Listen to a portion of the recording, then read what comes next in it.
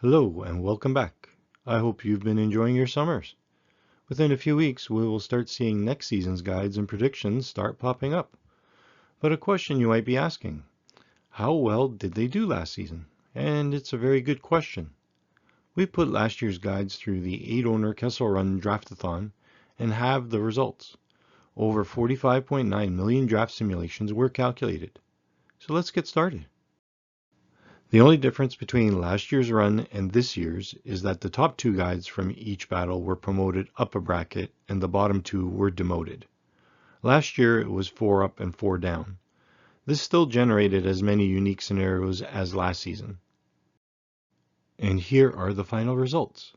The 2023-24 season's Kessel Run champion is Steve Laidlaw.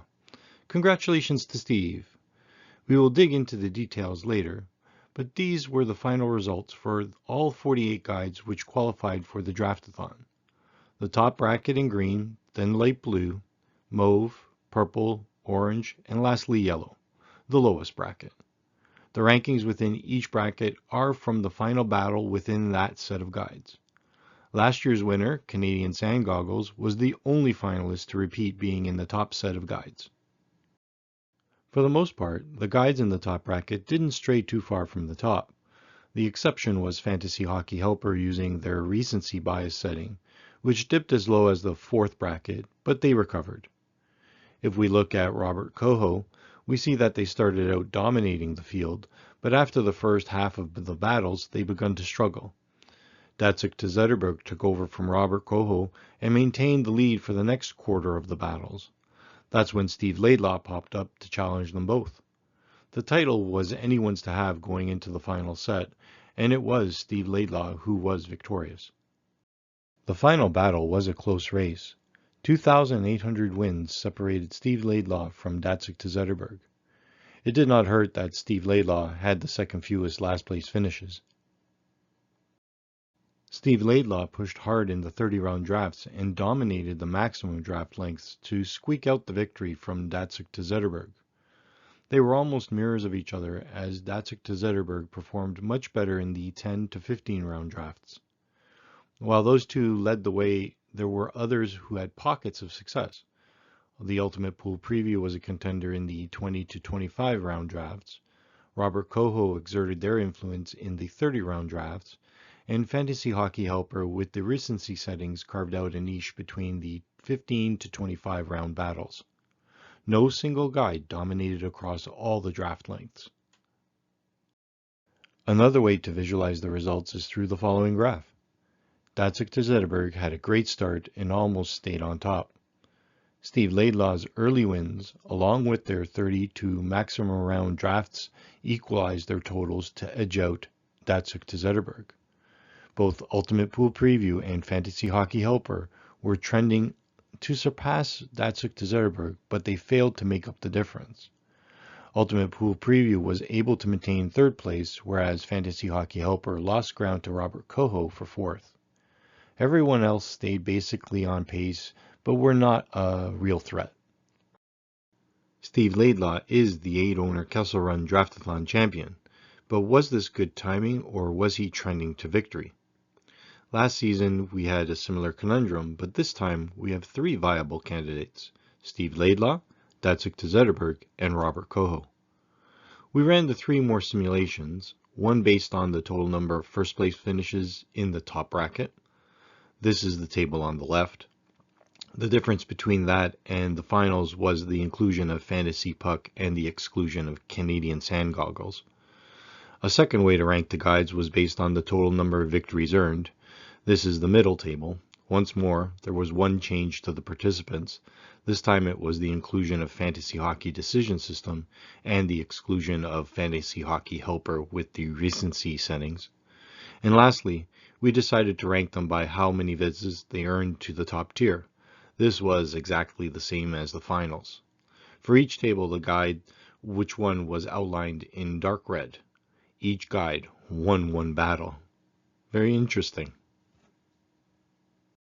Based on the guides which earned the most number of first place finishes in the top bracket, it turned out that Robert Coho thwarted 3 others for that win, but it was very, very close. The Battle of the Guides, which earned the most total number of victories, had Datsuk to Zetterberg as the clear-cut victor. And, as you already know from the final battle, Steve Laidlaw took that victory. But we have not come any closer to finding out if this was good fortune or not.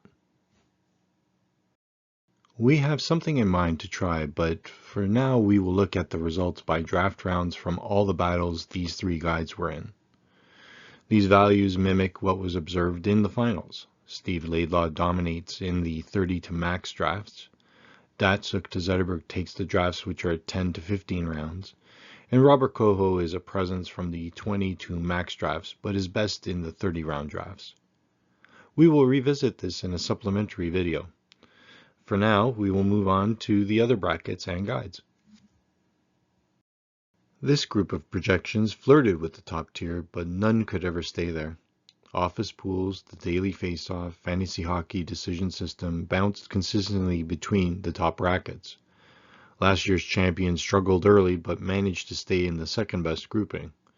This was true for TJ Stats as well. The third tier of guides had flashes of greatness and moments of despair before leveling off into this group.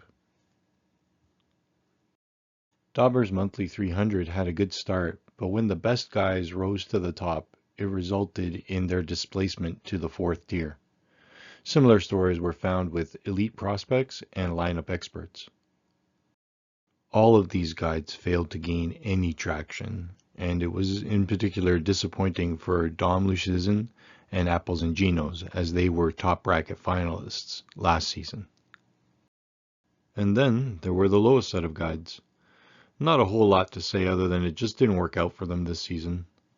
They should take some solace. Datsuk to Zetterberg couldn't get out of the bottom tier last year, but leapfrogged into the top bracket this season. It can happen for any of these guides if they make some adjustments for next season's predictions. As we have done in the past, we like to see which pick had the most likely chance of being victorious. After running over 41.2 million scenarios, having one of the top three selections gave you a 43.7% chance of victory. This was not much of a surprise because the best player this season was Nikita Kucherov, not the unanimous Connor McDavid. Because of that, it gave an advantage to the people with the third or fourth overall picks in their drafts. Congratulations to Steve Laidlaw for their victory. For next season, I will look at having the top three guides promoted, the bottom three to be relegated down, and the middle two to stay within their current bracket. After that, I will determine what numbers to settle on for future draft-a-thons. We are in the midst of more testing for the supplemental video, but next up are the results for the 9-owner Battle of the Hockey Pool guides. Will Steve Laidlaw pull off another win, or will one of the other guides claim that title? Stay tuned, and thank you for watching.